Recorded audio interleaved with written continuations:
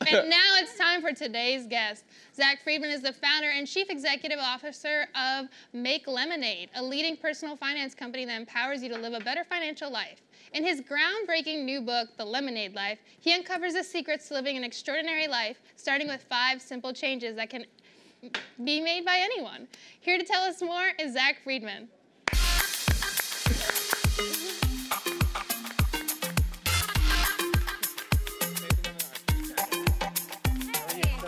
How are you? Thanks for having me. You guys are hilarious. Hey there. Thank you. Good to see you. Thank you so much.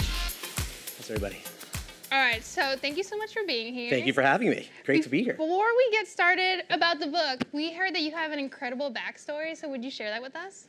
Sure. I'm the CEO of a company called Make Lemonade, which is a personal finance company, and it helps people live their best financial life. So, as I heard earlier, don't get tricked by fake guacamole. It's probably the most important lesson you can learn in life. Yeah. And so I've been doing that, and wrote this great book called The Lemonade Life, which I'm excited, coming out tomorrow. So please check out a copy. And it's a book about happiness. Who doesn't love happiness? Yeah. Oh, man, we all want it. Not all of us have it. Yeah, some people true. die without it. It could happen. So talk happens. to us about the lemon life. What's the lemon life? So lemon life is the life you don't want to lead, okay? It's the life where you're settling, you're not living your best life, you're living a life that's subpar. And people who live the lemon life are basically chasing, pretending, they're basically fakers. And whatever you do, just don't live the lemon life. Ugh, I hate That's the fake key. people. Hate fake too. I people. I don't even Me like too. lemons. So. Hate fake people. Yeah, no. No one likes lemons or fake people. But love lemonade.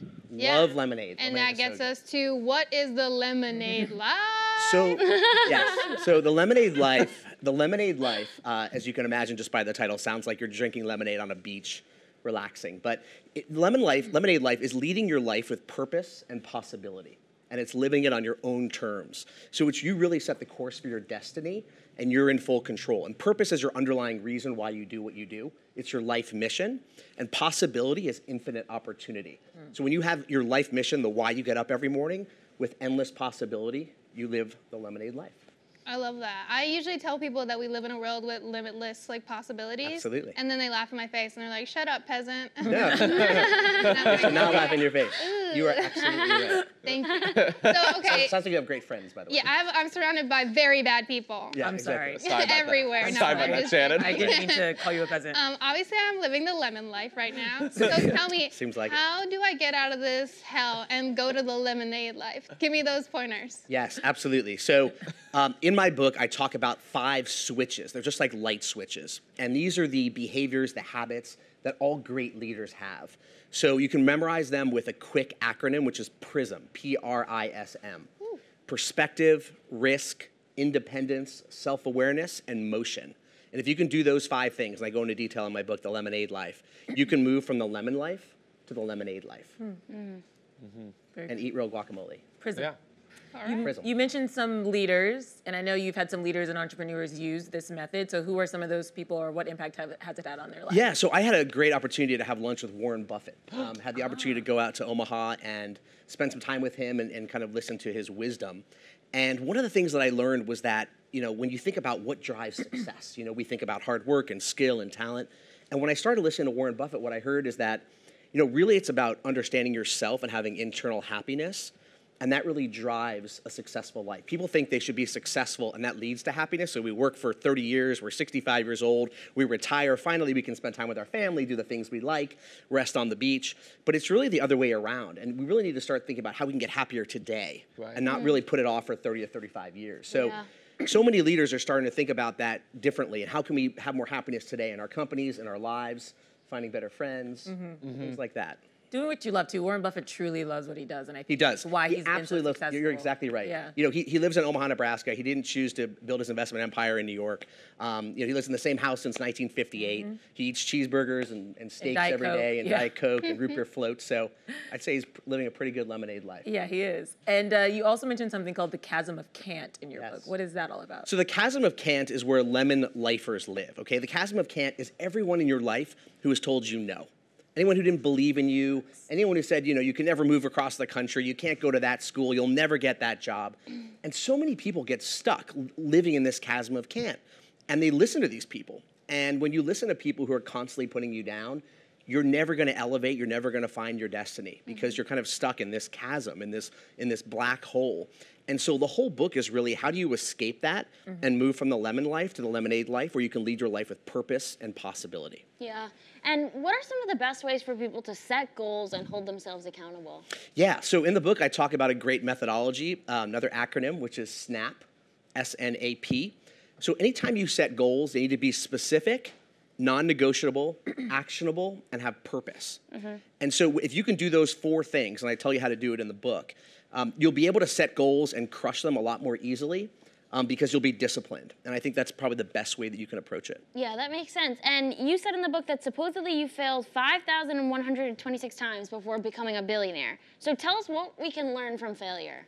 There's so much to learn from failure. I think most people are afraid of failure, right? You look silly, you get embarrassed, people are gonna laugh at you.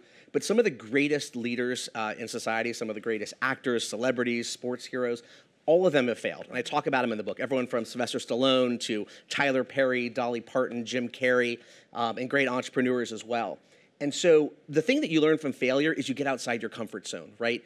You're willing to take chances, you're willing to be entrepreneurial, you're willing to maybe look silly that first time, but if you keep going at it and you keep trying, you'll learn so much about yourself, what you're good at, what you're not good at, how you can improve, what you can do better, and you'll see what works. So if you have the opportunity to fail, get outside your comfort zone, don't worry what other people think, do what's right for you, and it'll work out in the end. You mentioned happiness before, and that's Yes. a kind of central theme throughout the book. Yes. What's one of your favorite ways to create happiness? I need help. So many ways to create happiness. First, come on the show. This is the #1 thing you can do to create happiness and hang We out tell with great people. Yes, Thank it's you. really what you should be doing. Yeah. The second thing is consider changing Halloween earlier so you can get the 1 Wow, million okay. candy bars, as Watch we talked out. about earlier. So here we go. Lemonade Go- life. Exactly, Listen, lemonade I night. have smothered people with a pillow on their couch. Yeah. Yes, exactly. he looked at his own pillow like, It's like, yeah, what's up? One of the best things you can do is actually to practice gratitude. And what I mean by that, if you start your day off with gratitude, which is what I do, real, and it is so real. When you wake up every morning, rather than jumping on your phone, checking email, checking social media, spend like 10 minutes writing down 3 things that you're grateful for. Just take a step back, just you alone. Write down 3 things for which you're grateful, the blessings in your life. Could be your family, your friends, your job, where you're going to vacation, whatever's important to you. If you write down those 3 things for 10 minutes and then reflect on those 3 things for another 5 to 10 minutes, you start your day off right because you're setting the foundation for you to have and focus on what you have and what you don't have. Right. So many of us wake up and spend our days, oh, I wish I had that. I wish I had this house. I wish I had that car.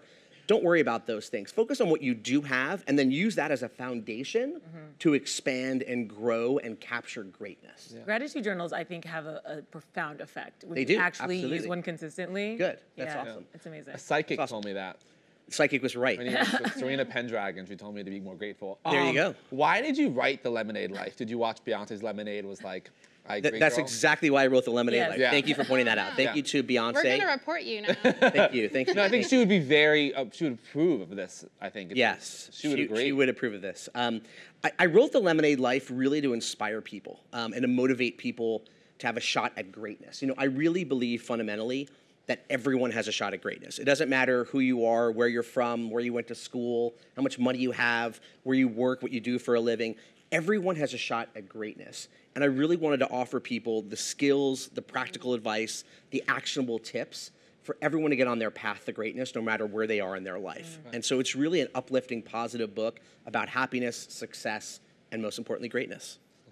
And how can companies and business leaders apply the central tenets of this book? There's so many ways. So any company, a leader, a CEO, a manager, you have to lead with purpose in your organizations. So inspire people, respect them, show empathy, lift people up in your organizations. Everyone has a job and no one wants to work for a boss that yells and shouts and puts them down. Like, put it in a culture of recognition where you say, that's a great job. You know, I'm really glad you're here. Thanks for contributing. Your skills are really valued.